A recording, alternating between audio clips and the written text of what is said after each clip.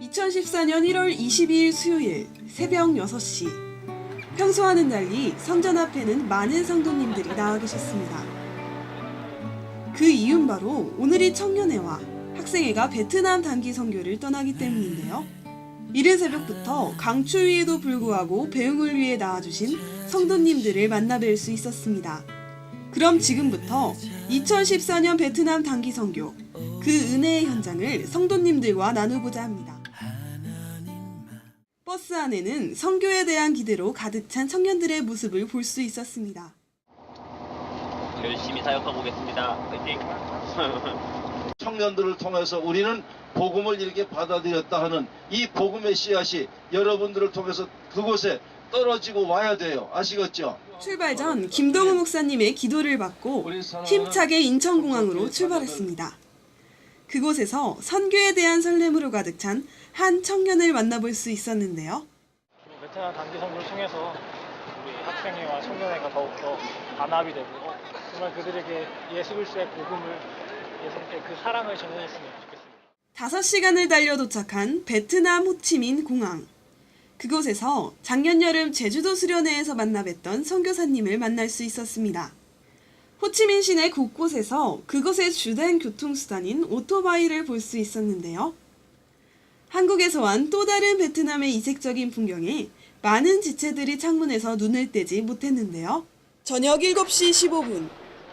날이 저물고 빌롱에 위치한 숙소에 도착했습니다. 선교팀은 선교 기간 동안 매일 아침과 저녁 총 2번의 경건회를 가졌는데요. 베트남 도착 첫날에는 김덕규 선교사님의 선교란 무엇인가 란 주제로 특강을 들으며 앞으로의 사역에 다시 한번 주님의 은혜를 구하는 시간을 가졌습니다.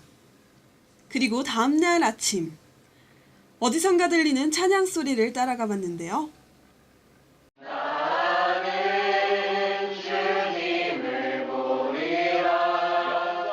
그곳에선 아침 경건회 중인 선교팀을 만나볼 수 있었습니다.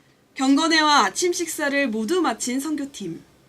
본격적으로 사역을 시작하기 전에 인민위원회에 들려 인사를 나누었는데요. 베트남이 사회주의 국가임을 다시 한번 느끼는 순간이었습니다. 하지만 지난 사역 때보다 많이 부드러워진 분위기 덕에 내심 가지고 있던 긴장감을 덜 수 있었습니다.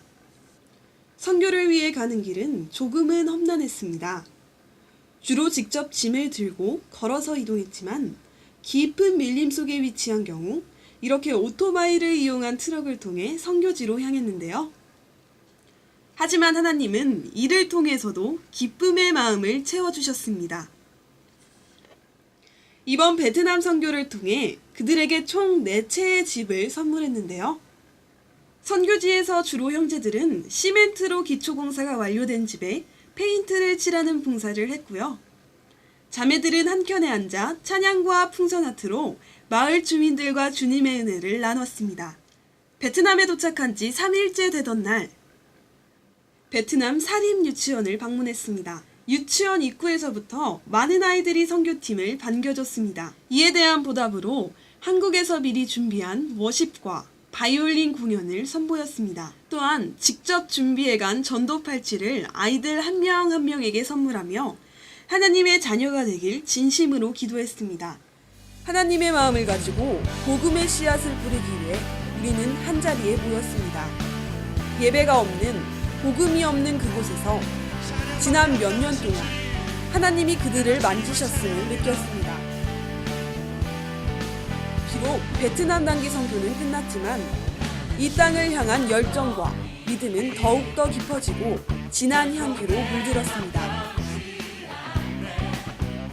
베트남 단기 선교를 기도와 물질과 사랑의 응원으로 함께 해주신 모든 성도 여러분들께 진심으로 감사의 인사를 드립니다. 우리는 청석교회의 꿈과 희망, IJ 학생회, 그리고 디모데 청년회입니다.